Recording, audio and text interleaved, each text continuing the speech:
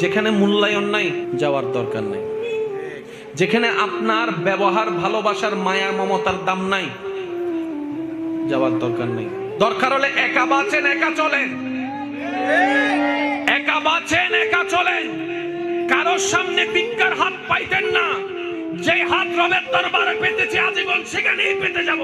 কারোর সামনে দুনিয়াবি বিষয়ে মাথা নত করার দরকার। আত্মসম্মান নিয়ে চলবেন। যে নিজেকে নিজে সম্মান দিতে জানে আল্লাহ তাকে সম্মানের নিয়ামত দান করেন।